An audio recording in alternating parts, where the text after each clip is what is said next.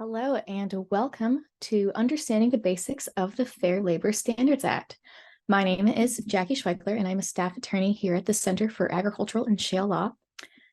Today's webinar is part of the Center's Understanding Agricultural Law series, a course designed to provide subject matter literacy and competence on fundamental issues of agricultural law to attorneys and business advisors who work with or represent agricultural or rural clients, but who may not necessarily specialize in agricultural law. This series is wholly sponsored by the Pennsylvania Department of Agriculture's Ag Business Development Center, established through the 2019 Pennsylvania Farm Bill. The Ag Business Development Center aims to enhance the long-term viability of Pennsylvania farms by supporting farm transitions, both from generation to generation and from conventional to organic farming, supporting beginning farmers, providing risk management education, and providing financial assistance through low-interest loans and grants. As you can see, we've covered numerous topics so far, including ag labor, land use regulation, crop insurance, conservation programs, ag finance, Pennsylvania's Clean and Green program, and many others. Materials and recordings from all of these webinars can be found on our Understanding Agricultural Law landing page on our website at aglaw.psu.edu. And if you want just the recordings, you can check out our YouTube page. Upcoming topics in our Understanding the Basics of Ag Law series include the Perishable Agricultural Commodities Act and food labeling. These are all on Fridays. They are all at noon, and registration is up and available for all of them on the events page on our website. All right, and now I'm going to go ahead and turn the webinar over to Audry Thompson. Audry is a staff attorney with the Penn State Center for Agricultural and Shale Law and serves as the program director of the Understanding Agricultural Law education series. She is the primary author of the Agricultural Law Weekly Review and has most recently presented research on food surplus programs, animal confinement laws, and challenges to California's Proposition 12 under the Commerce Clause. Audry, the screen is yours. Thank you so much, Jackie. And I just want to check if my sound and my video is working. We've had a couple of sound issues. So, Jackie, can you hear me? Yeah, you sound great. You look great. I think we're all set. All right. Excellent. Okay. So here we go. So there are numerous laws that affect ag employment in the United States, including the Fair Labor Standards Act, which sets minimum wage, overtime, record keeping, child labor standards. The Migrant and Seasonal Ag Worker Protection Act, which sets requirements for farm labor contractors and ag employers relating to working conditions, transportation, housing, and communication of and payment timelines for wages. The Immigration and Nationality Act, which regulates foreign workers under the H-2A program. The Occupational Safety and Health Act, which sets field sanitation standards like the provision of toilets, hand washing facilities, and drinking water. The National Labor Relations Act, which protects the rights of workers to form labor unions. Title VII of the Civil Rights Act, which prohibits discrimination in employment based on race, color, religion, sex, or national origin. The Equal Pay Act, which prohibits pay discrimination based on gender, and Family and Medical Leave Act, which allows employees to take unpaid leave for family or medical leaves. And I say all this to let you know that there's a lot more in this space, but today we are just talking about that first law listed there, the Fair Labor Standards Act.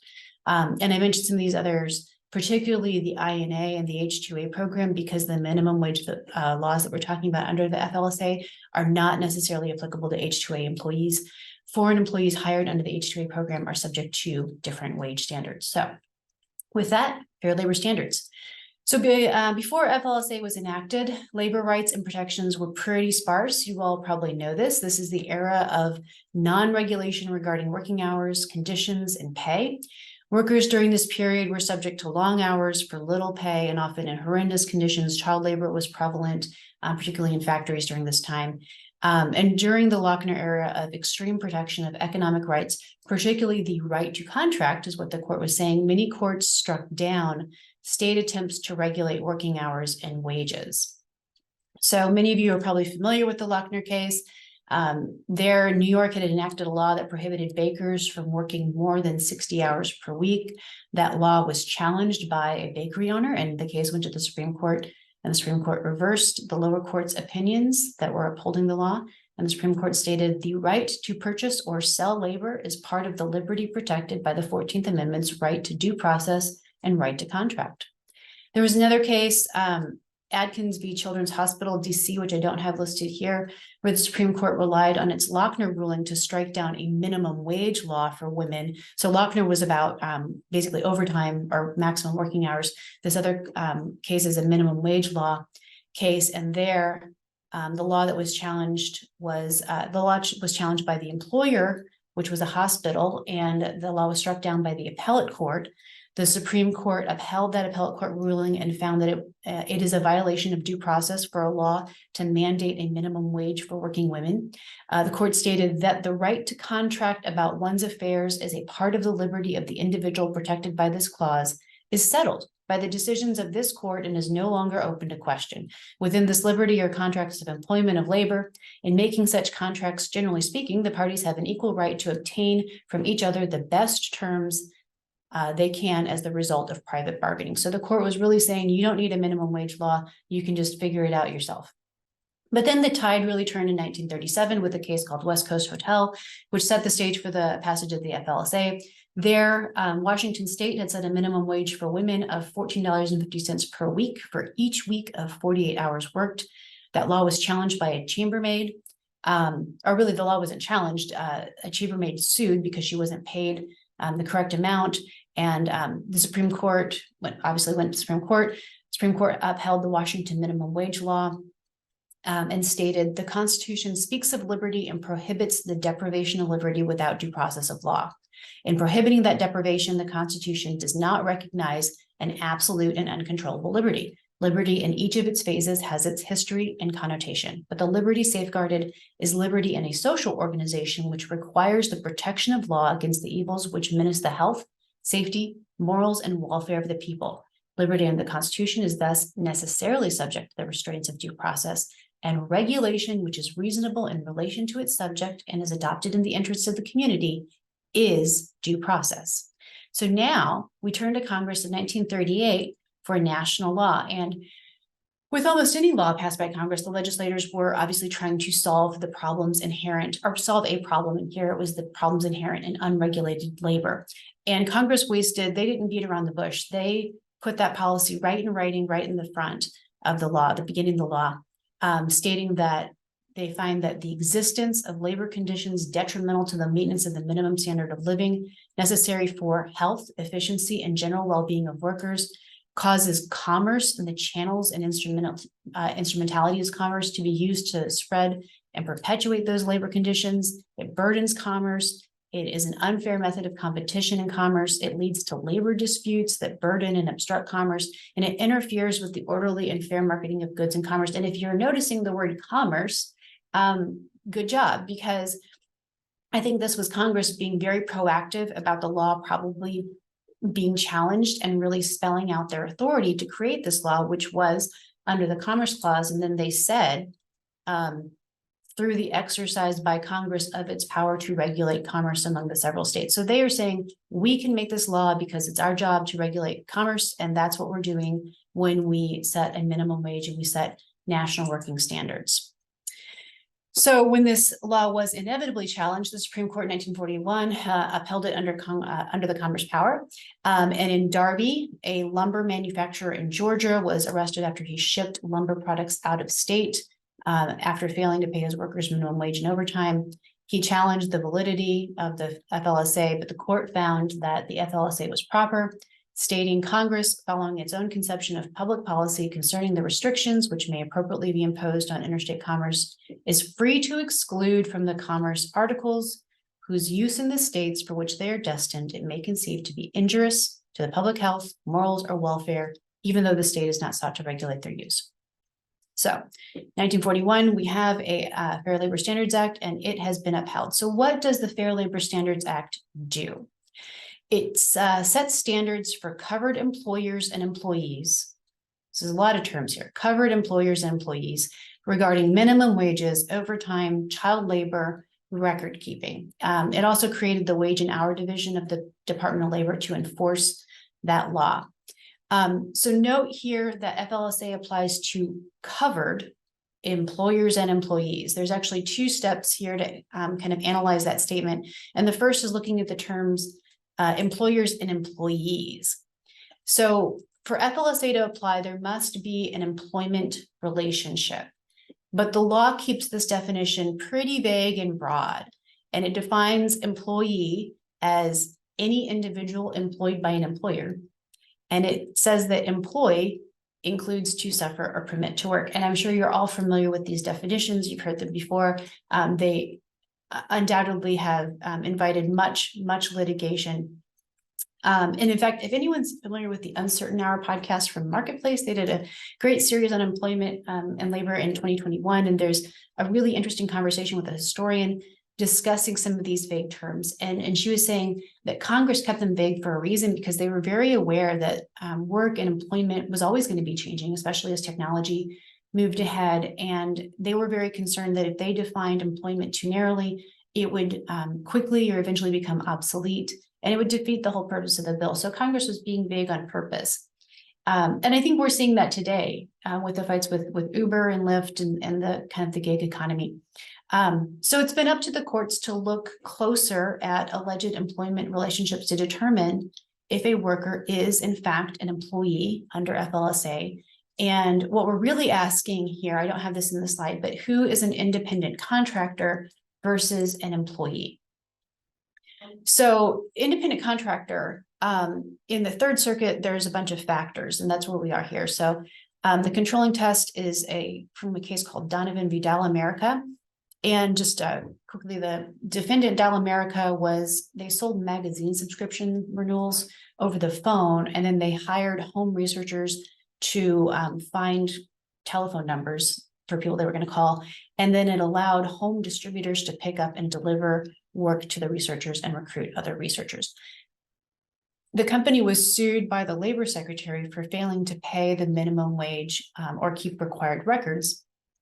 And the appellate court found that the distributors were independent contractors who exhibited management skills and who risked their own profit or loss. But they determined that the researchers were employees under FLSA because of the relative permanence of their working relationship and because their services were integral to the company's business. So out of that case, we have these 6 factors. So a court will look at the degree of the alleged employer's right to control the manner in which the work is to be performed. I know there's also a manner and means test in some other jurisdictions. The alleged employee's opportunity for profit or loss, depending on managerial skill. The alleged employee's investment in equipment or materials. So has the employee bought a lot of things that they use to work with? Or does the employee employ helpers? They'll look at whether the service rendered requires a special skill, the degree of permanence of the working relationship, and whether the service rendered is an integral part of the alleged employer's business. And I know I don't want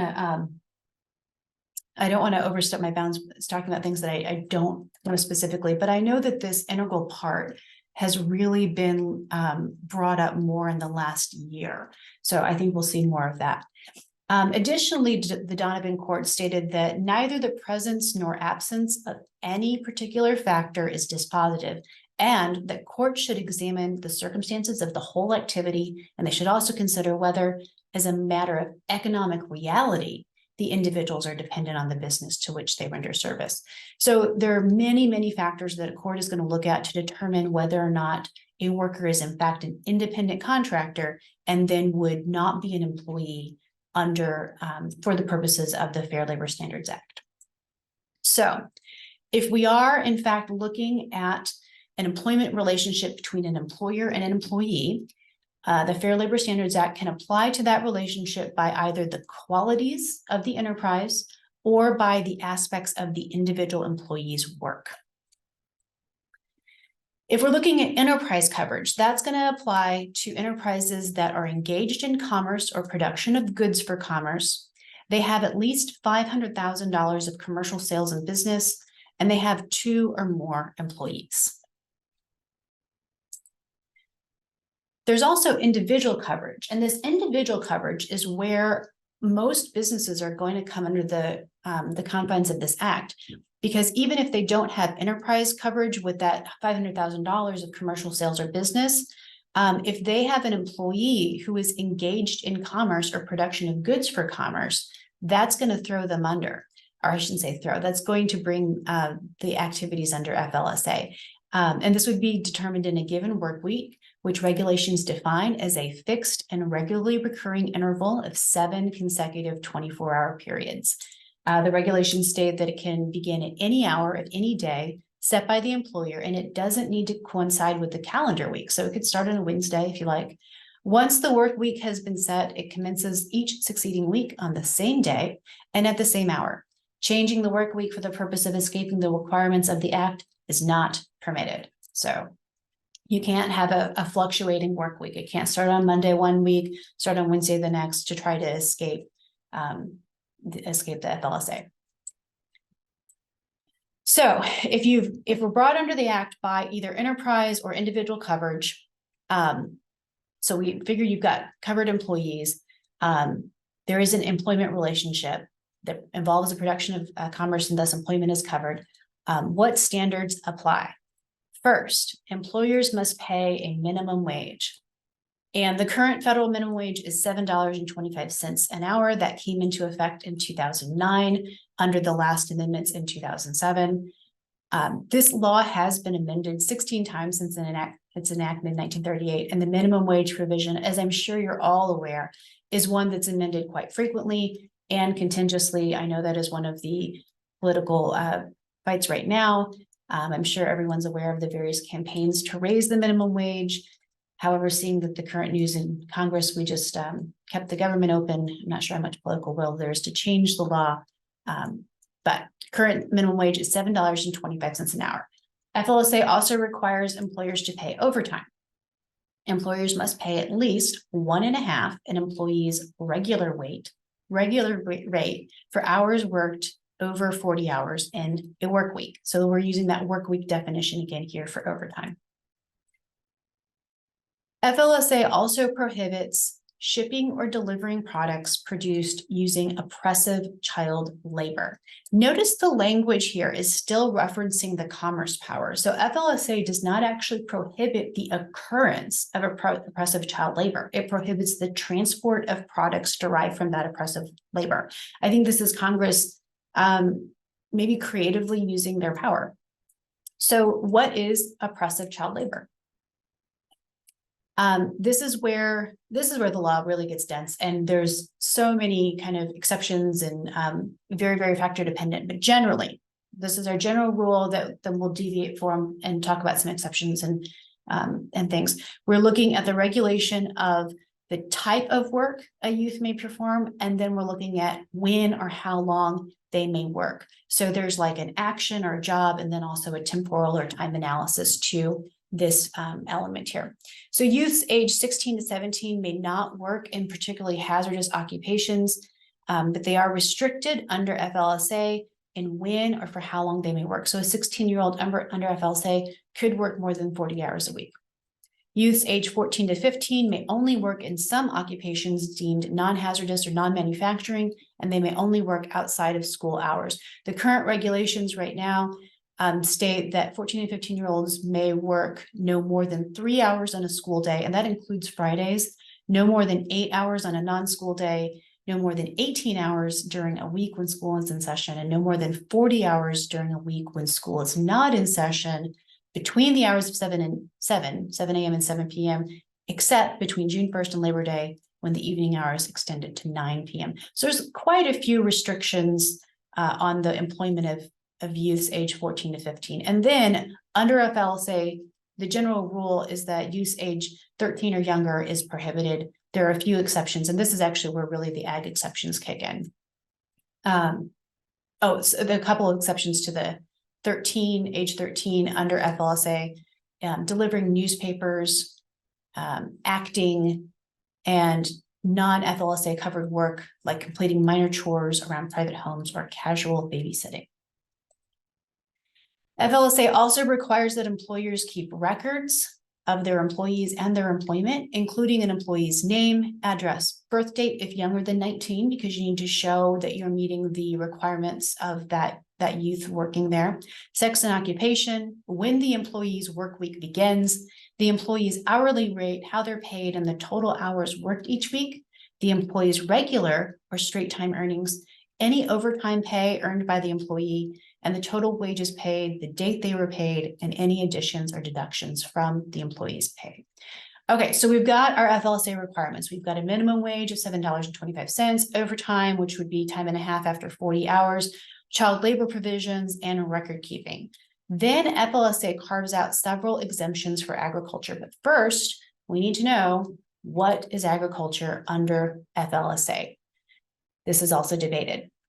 So the law states agriculture includes farming in all its branches, and among other things includes the cultivation and tillage of the soil, dairying, the production, cultivation, growing, and harvesting of any agricultural or horticultural commodities, including commodities defined as ag commodities in another title. And I know that there's been some even further regulation as to what those commodities are. I won't go into that here. Also, the raising of livestock, bees, fur-bearing animals, or poultry, and any practices, including forestry or lumbering, performed by a farmer or on a farm as an incident to or in conjunction with such farming operations, including preparation for market, delivery to storage, or to market, or to carriers for transportation to market. Whew, wow, we've got a hefty definition and fairly broad too. Now you'll notice here that these definitions are labeled primary and secondary. So there's our primary, there's our secondary. This terminology comes from a 1949 Supreme Court case, Farmers Reservoir and Irrigation Company v. Macomb, where the court said, as can be readily seen, this definition has two distinct branches. First, there's the primary meaning. Agriculture includes farming in all its branches. Certain specific practices, such as cultivation and tillage of soil, dairying, etc., are listed as being included in this primary meaning. Second, there is the broader meaning. Agriculture is defined to include things other than farming, as so illustrated. It includes any practices, whether or not themselves farming practices, which are performed by a farmer on a farm, incidentally to or in conjunction with such farming operations. And this is important because the court laid out a rule stating, so practices under this second branch to be considered exempt, they must relate to the farmer's own farming operations and not to farming operations of others.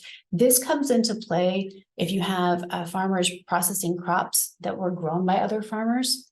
And I won't say too much more about that, but generally in determining when a product grown by others can be considered a farmer's own farming operation, courts have been focused on who bears the risk of loss in determining whether that counts there. So, and we'll come back to the secondary definition in some cases, defining it at the end. So if you've determined that you are actually engaging in agriculture under the Act, the FLSA carves out several exemptions from minimum wage requirements, overtime pay requirements, and the child labor provisions. But it is important to note that the burden is always on the employer to show the exemption. So the presumption is that FLSA applies, and then the employer must show otherwise.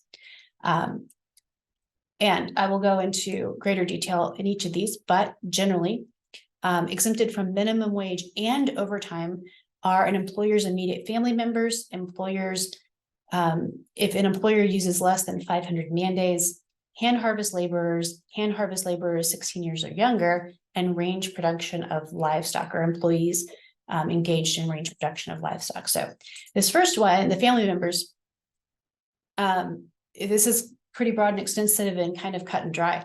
If the employee is the parent, spouse, child, or other member of his employer's immediate family, the employer is exempt from paying them FLSA minimum wage or overtime work. You can make your kids work as long and for nothing, I guess, technically under this law.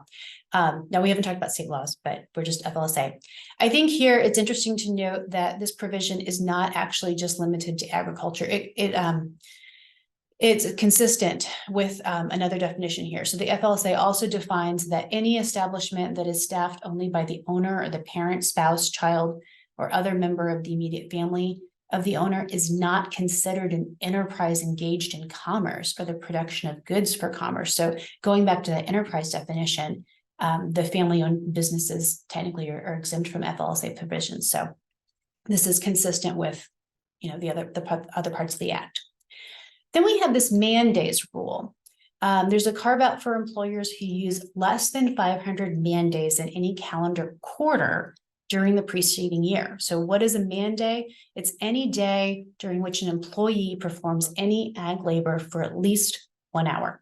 The regulations state that this standard equates to about 7 full-time employees in a quarter. A man day does not include the work of family members, but it can be subject to joint employment. Under the regulation 780, a farmer whose crops are harvested by an independent contractor is considered to be a joint employer with that contractor who supplies the harvest hands if the farmer has the power to direct, control, or supervise the work, or determine the pay rates. Each employer must include the contractor's employees in his man day count in determining whether his own man day test is met. Each employer will be considered responsible for compliance with the minimum wage and child labor requirements of the Act with respect to employees who are jointly employed. So if you're acting as a joint employer, this can be, or you might not be able to meet this. So I also know, by the way, there's a new rule on joint employment and when an employer would be considered a joint employer. I'm not going to talk about that here, but just know that that is out there. Okay, hand harvest laborers. The law exempts from minimum wage and overtime requirements hours worked by hand harvest laborers who are paid on a piece rate basis, who work in an operation customarily and generally recognized in the region as paid on a piece rate basis, who commute daily from their permanent residence, and who are employed in agriculture less than 13 weeks in the preceding year. There's also an exemption for children of hand harvesters if they are 16 years or younger, if they are employed on the same farm as their parents and they are paid the same rate as the adults. And then there's an exemption for employees principally engaged in the range production of livestock. And I'm kind of realizing I put together a lot of information for this, and there's probably not a lot of people watching this who are very concerned about the range production of livestock, but we'll talk about it anyway. So there's a couple terms here: principally engaged. The regulations say that one must consider the nature of the duties and responsibilities. To qualify for this exemption, a range employee must take care of the animals actively or stand by in readiness for that purpose. The regs say that a determination of whether an employee has range production of livestock as his primary duty must be based on all of the facts. We're going to look at everything. We look at the amount of time spent in the performance. We're looking for 50% or more generally. And then the regulations also define range. A range is a land that is not cultivated. It's land that produces native forage for animal consumption and includes land that is revegetated naturally or artificially to provide a forage cover that is managed like range vegetation. And then the range may be on private or federal or state land, and it doesn't need to be open. The regulations say typically it's not only non-cultivated land, but land that is not suitable for cultivation because it's rocky, thin, semi-arid, or otherwise poor. Typically, many acres of rangeland are required to graze one animal unit for 1 month. And by its nature, range production of livestock is most typically conducted over wide expanses of land, like thousands of acres. And then production of livestock. So we're principally engaged in the range production of livestock, calls back to that taking care of animals or standing by in readiness, and then also adds herding, handling, transporting, feeding, watering, caring for, branding, tagging, protecting, otherwise assisting in the raising of livestock. All of that's going to be considered, as well as inspecting and repairing fences, wells, and windmills would be considered part of that production. However, the regulations state that work as terracing, reseeding, haying, and constructing dams, wells, and irrigation ditches would not be considered as the production of livestock within the meaning of the exemption. Okay, so that was exemptions from minimum wage and overtime. And then we move over to the overtime only exemption, and that is any employee employed in agriculture. Additionally, the law states that an employee is employed in agriculture if they are employed in connection with the operation or maintenance of ditches, canals, reservoirs, or waterways. And there's also a provision dealing with livestock auctions too. And finally, we have the agriculture exemptions for child labor. And I've charted them out here so you can kind of see how they compare to the regular FLSA provisions. So 16 and up under the ag exemption, 16-year-olds don't have any prohibitions on what they can do or hours they can work. Now, under general FLSA provisions, youth 16 to 18 may not work in particularly hazardous occupations, and that's not in play under the ag exemptions. Youth 14 to 15, they can do non-hazardous jobs outside of school hours. And that's kind of the same there under the general. And then youths 12 to 13 can do non-hazardous jobs outside of school hours on farms that also employ their parents with their parent permission. Under regular FLSA, youths 13 and under cannot be employed. And then this next, under 12, to my knowledge, under 12, non-hazardous jobs outside school hours with parent permission, where no employees are subject to minimum wage.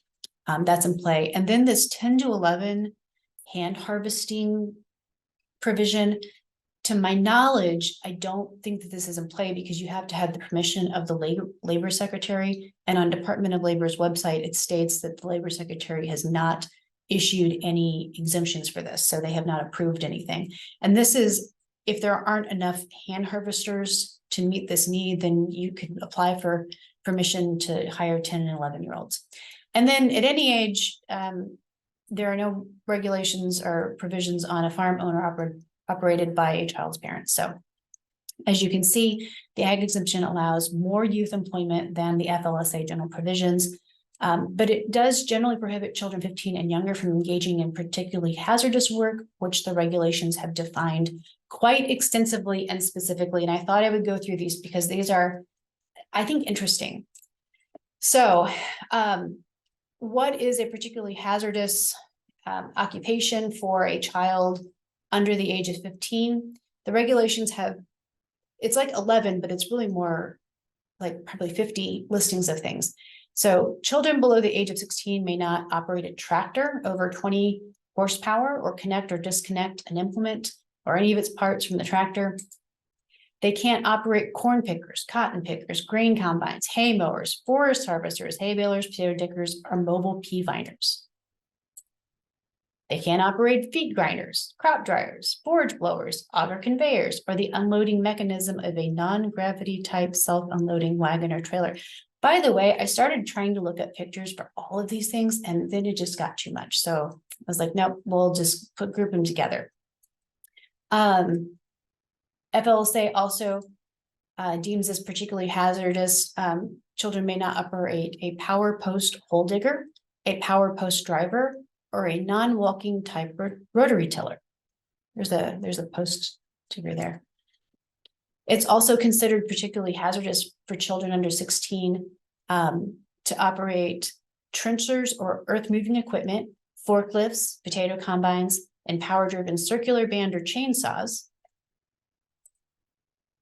Under the regulations, children under 16 may not work near a bull, boar, or stud horse maintained for breeding purposes, or a sow with suckling pigs, or a cow with a newborn calf with the umbilical cord present. They may not engage in felling, bucking, skidding, loading, or unloading timber with butt diameters of more than 6 inches. And I found this picture on the Wikimedia, and I thought that is clearly more than 6 inches. That log is more than 6 inches. That's a perfect picture. It's almost, seems like it's almost taller than that guy. Child laborers may not work inside a fruit, forage, or grain storage designed to retain an oxygen deficient or toxic atmosphere. They can't work in an upright silo within 2 weeks after silage has been added or when a top unloading device is in operating position. They can't work in a manure pit or a horizontal silo or operating a tractor for packing purposes. I thought this was a good visual for this one because there was a silo and a manure pit. Felt like I was really winning with that. Children under 16 may not handle or apply agricultural chemicals classified under FIFRA as Category 1 or Category 2 of toxicity. And those are identified by the word poison, the skull and crossbones, or identified by the word warning on the label. This prohibition includes cleaning and decontaminating equipment, disposing or returning empty containers, or serving as a flagman for aircraft applying such chemicals. Children under 16 may not handle or use a blasting agent, including, but not limited to, dynamite, black powder, sensitized ammonium nitrate, blasting caps, and primer cord. And they may not transport, transfer, or apply anhydrous ammonia. And I hope I said that right. Okay, so it's important to remember that up until now, we've been talking about FLSA, which is a federal law, and the federal is the floor. So state law can supersede these requirements if they are more restrictive. So a state may apply a higher minimum wage or a lower threshold for overtime, but a state may not allow for less worker protection than the Fair Labor Standards Act. In the resources document handout, I'm hoping everyone's got access to that. Great. I see we've got the links in the chat. I've included links and information for 2 compilations from the National Ag Law Center. They have a great compilation of state ag minimum law, state ag minimum wages, and state ag overtime laws. So according to NALC's overtime compilation, only 6 states have overtime laws. And this tracks with just kind of my own research looking around. So there's 6 states that have overtime laws for ag, which is California, Colorado, Hawaii, but that doesn't start until 48 hours. Minnesota, which has some exceptions to it. New York starts at 60 hours is the overtime there. And then Washington had a phase in with 55 hours in 2022, 48 hours in 2023, and 40 hours in 2024. And some of the material that got cut from this was, I know that there's several lawsuits against Washington's overtime provisions, and I don't know who's on what side because I haven't sorted them out. So there's that going on. And then there are several state laws, several states that have a higher minimum wage, and then they apply it to the agricultural worker, or they apply the minimum wage to ag workers, which would negate FLSA's minimum wage exemptions. And Pennsylvania is one of those states, as you can see here. Mostly Pennsylvania law tracks with the Fair Labor Standards Act, while Pennsylvania's minimum wage law exempts ag workers. And so it does. Pennsylvania's minimum wage law, it specifically exempts ag workers. But then we have the Pennsylvania Seasonal Farm Worker Act has applied the state minimum wage to ag workers, which is currently the same as the federal minimum wage. So we get there anyway, it's just we took a complex route. The Pennsylvania Seasonal Farm Worker Act also exempts ag employers from paying overtime, so it tracks with the FLSA there. And then the Pennsylvania Child Labor Act applies FLSA ag exemptions for child labor. So to my knowledge, they're the same. Okay, so in summary for FLSA purposes, Fair Labor Standards Act was enacted in 1938 to address pretty dire working conditions. It creates standards for covered employers and employees regarding minimum wage, overtime, child labor, and record keeping. And then we've got ag exemption carve-outs for minimum wage and overtime. And those are the employer's immediate family members. We've got that 500 man day carve out, the hand harvest laborers who are 16 and are younger, and then the range production of livestock. But Pennsylvania law establishes a $7.25 minimum wage for ag workers here. So kind of those minimum wage exemptions don't necessarily apply here because you've got that $7.25 minimum wage. Overtime only, all ag workers are exempt from that. And then our child labor provisions, if you got 16 or older, they can do all activities and hours are permitted. 15 or younger, basically looking at non-hazardous activities outside of school hours with some limitations. And all activities are permitted at any time if the parent is the owner or operator of the farm. But what you may be wondering about that secondary ag definition, aren't there any cases interpreting, you might wonder? Well, yes, there are. In fact, there are many, but I thought I'd talk about a couple that went to the Supreme Court. So I've got 3 cases here. So the first one is that farmer's reservoir that I mentioned earlier in reference to the primary and secondary agriculture. Those distinctions come straight out of this case. So here there was a mutual irrigation company that was owned entirely by farmers and engaged in the collection, storage, and distribution of water for irrigation in Colorado. The irrigation company was nonprofit and it distributed water only to its farmer stockholders. The court here found that the irrigation company's field employees, so ditch riders, lake tenders, and maintenance men, and its bookkeeper were employed in an occupation necessary to the production of goods for interstate commerce. So then they're saying FLSA applies there, and they were not exempt under the employed in agriculture provision. The court noted that the fact that a particular activity is necessary to ag production does not require the conclusion that it actually is ag production. And the court stated that the test of whether a particular type of activity is agriculture is whether the activity is carried on as part of the ag function or is it separately organized as an independent productive activity. So here, this was an independent reservoir company that was nonprofit, so that, organized separately. The court said that the irrigation company is not engaged in agriculture within the meaning of the act, since it owns no farms, it raises no crops, and it is not engaged in cultivating or tilling the soil or in growing any ag commodity. So no ag exemption for those workers there. Then I hope I'm going to get these right, Mineha versus Wailua, we'll go with Wailua. Here, there was an agriculture company that was engaged in growing, harvesting, and processing sugarcane at a plantation in Hawaii. This company, and they had a lot of different activities going on here. This company sought a declaratory judgment that its operations were completely exempt from the overtime provisions of the Fair Labor Standards Act. And then some of the employees counterclaimed and were seeking unpaid overtime compensation. And this is an oversimplification because anyone knows if something goes to the Supreme Court, procedurally, it's pretty complex. Here, there were many occupations, lots of activities going on, and the court distinguished between some of them.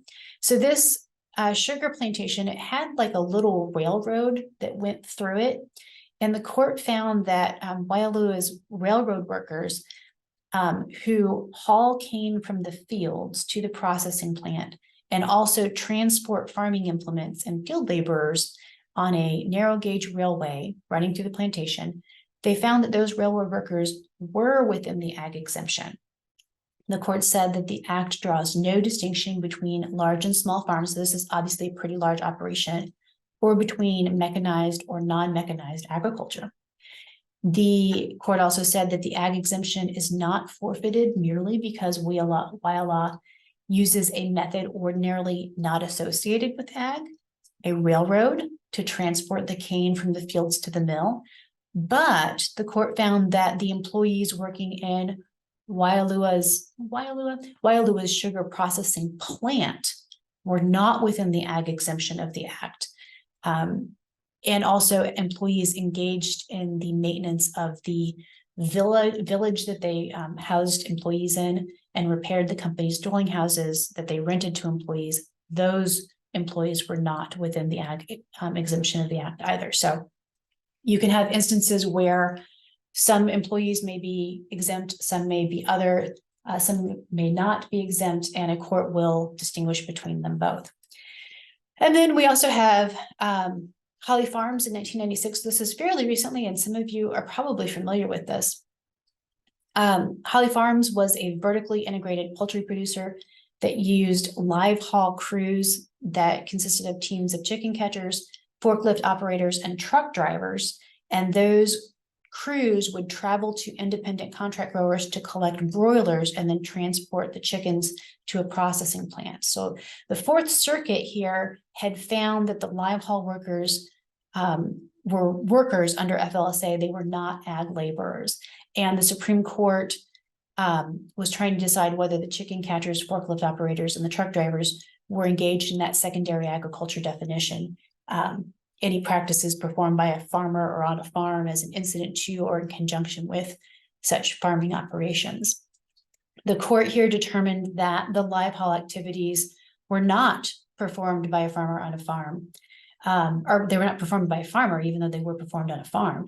When an integrated poultry producer, they said, when an integrated poultry producer contracts with independent growers for the care and feeding of chicks hatched in the producer's hatcheries, the producer's status as a farmer ends with respect to those chicks. The producer does not resume farmer status when its live haul employees arrive on the independent farms to collect broilers to slaughter and process them.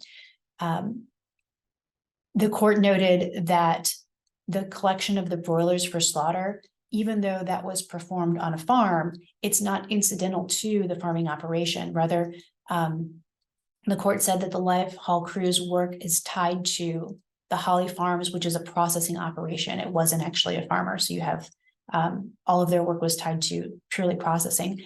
The live haul employees, the court also stated that the live haul employees all work out of the Wilkesboro processing plant. They begin and end each shift by punching a time clock at the plant, and they are functionally integrated with other processing plant employees. So the court upheld the circuit court's finding that the live haul crews were in fact FLSA covered employees, and they were not applicable to the agricultural exemption. So, and then I thought this was here. This is kind of an interesting recent case here, this Ramirez out of the 11th Circuit. Here, there was a fruit harvesting company that required its crew leaders to transport field workers between company provided housing and a grocery store, laundromat, and bank, because that company was required, the fruit company was required to provide those basic necessities for their employees. Two crew leaders here sued the company for failure to pay them overtime compensation for those trips, for like actually driving and transporting these other employees. The court determined here that this type of transportation, so that these crew members, they're driving for the provision of basic necessities for the other workers, that does not fall within the ag exemption. And so those workers there were entitled to FLSA overtime. And then even more recently, and maybe you probably read about this, there was a case dealing with FLSA agricultural work provisions was denied cert in October. On October 2nd, the U.S. Supreme Court denied a petition for certiorari. In this case, trying to decide whether a company must pay overtime to H-2A employees who construct on-farm livestock confinement facilities, or whether those employees are exempted from FLSA overtime requirements as ag workers. So this is a blend of an H-2A issue and an FLSA issue. The petitioner construction company tried to overturn a decision from the 7th Circuit, which found that the company had failed to show that the FLSA ag exemption barred the plaintiff's overtime claims. So remember, when we're talking about the ag exemption, the burden is on the employer to show that that applies. The 7th Circuit stated that work falls within the FLSA secondary ag exemption only if it is both performed by a farmer or on a farm, and if it does not amount to an independent business, and noted that the Department of Labor's regulations establish a fact-intensive totality of the circumstances test to determine whether work performed on a farm is agricultural, or if it's an independent business. And here, I believe that Senior was an independent business. So I am seeing one question. So we've got like 10 minutes, and I've got a couple things. So, oops. Yep, here we go. So we have a comment in the chat that I was going to read, and then I was going to read you the question, if that's okay. Yeah, that's great. Okay, great. So we had a comment from Linda Fetzer that mentioned, so I'll just read it directly. Regarding youth prohibited from operating tractors over 20 HP, there are two programs, Gearing Up Purdue and National Safe Tractor and Machinery Operation Program, PSU, that offer training for 14 and 15-year-olds to obtain their DOL certification so that 14 and 15-year-olds can work off the family farm.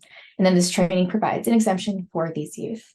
Yes, I thought that was really interesting. And I thought, that is one thing that I haven't mentioned so far, but I'm actually I'm going to talk about Packer Sanitation, the issue there. And I was going to briefly mention that these exemptions exist. And that is basically if a youth is in an approved like educational program that offers like what this is, then that can be an exemption. But there's steps and things you have to do with that, obviously, of course. So great comment. Thank you so much, Linda. Do you want me to read are you ready for the Q&A, or do you want me to hold off? Sure, let's go with it. And then right, I'll finish up with Packers. Great. So the one we have right now is, if Holly required farmers to haul the chickens, would the farmer's employee then be considered doing ag in doing so? That's a really good question. So instead of this basically production company sending its own employees to haul the chickens, if they just said the farmers had to haul the chickens, would the farmer's employee be under the ag exemption? I want to say yes, because the farmer's employee would presumably be engaged in activities on the farm. So they would be feeding and cleaning and raising the chickens and so forth. And then as part of their duties, they would have to put them on the truck and take them somewhere. And so I think that goes back to, let me go back.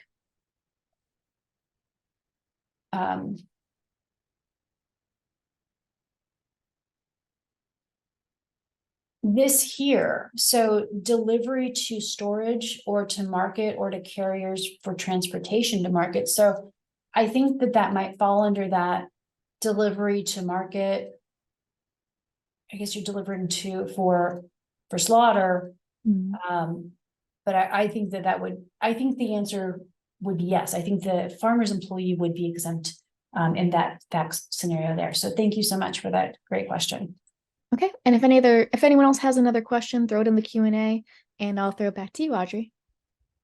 Great. Well, we'll finish up with a recent, I'm sure everyone heard about this too, Packer Sanitation. So the Department of Justice has prosecuted Packers for illegally employing child labor. I thought we'd take a quick look at what exactly these kids were doing and where it falls under FLSA. So Packers was employing, so if you don't know, Packer Sanitation was a contract cleaning company, and they cleaned equipment for several meat packing companies. JB West is one of them. I don't want to overstate because I don't want to say the wrong thing. So several meat packing companies. So Packers was employing children from ages 13 to 17. And importantly, they cleaning meat packing equipment is not agriculture under FLSA.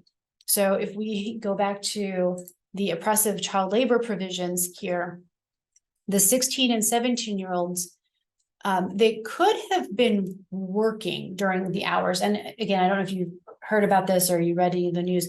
I think some of them were employed late at night. They're like between the hours of 10 p.m. and 6 a.m. So the 16 and 17-year-olds, again, barring state law, so just under FLSA, they could have been working even the late hours, but they could not have been doing this type of work. So this would be that particularly hazardous work. The 14 and 15-year-olds were definitely working outside their limited timeframes, and that they could not have been doing this type of work either.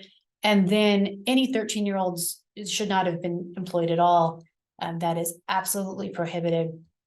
But I also thought this is not a pitch to like try to get more kids to work, but I just wanted to show you the differences in the exemptions and then the FLSA general. So if these kids had been working in agriculture on a farm, the 16 and 17-year-olds could have been doing that dangerous work and at any time too. So here, the ag exemptions apply, and they could have been doing really whatever.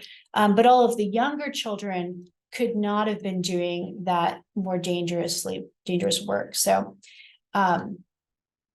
yeah, that was interesting.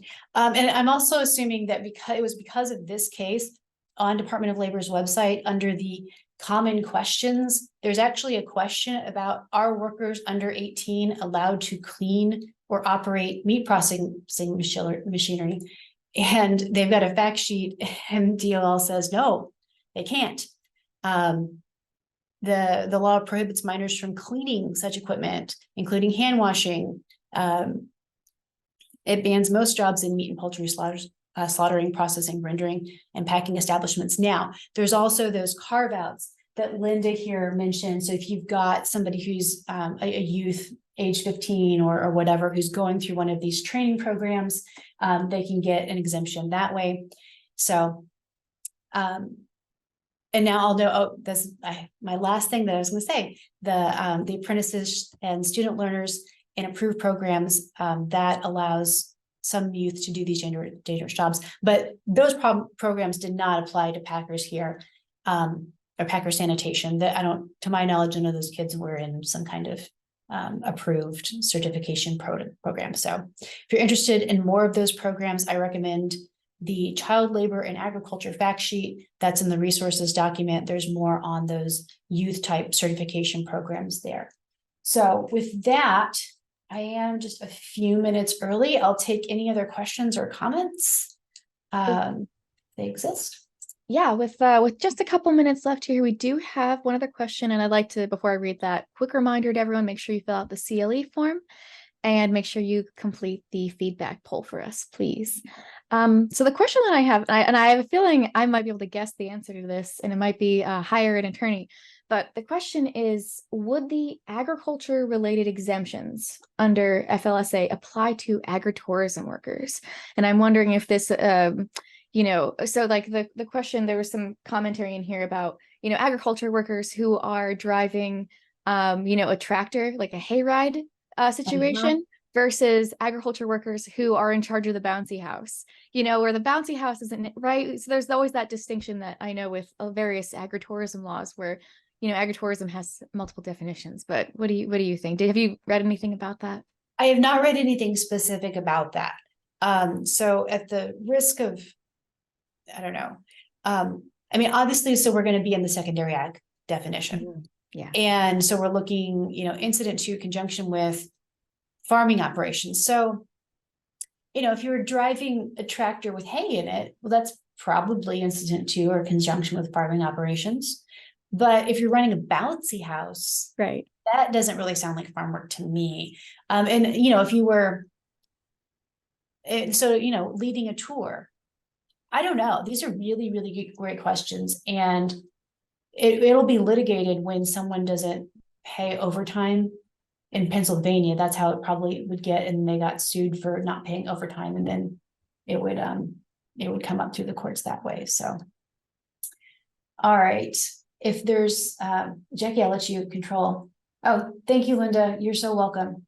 And thank you, Andrea. I think that's everything. And if anyone else does have any questions, please send us an email. I'll put my email in the chat, and just send us an email and I'll make sure that we follow up with you. Well, thank you, everyone. Absolutely. All right. Well, I'll do one last plug for our sessions coming up in December and January. I'll put that screen up here. So that shows Perishable Ag Commodities Act in December and food labeling in January. Until then, we'll see y'all later. Have a great Thanksgiving. Bye all.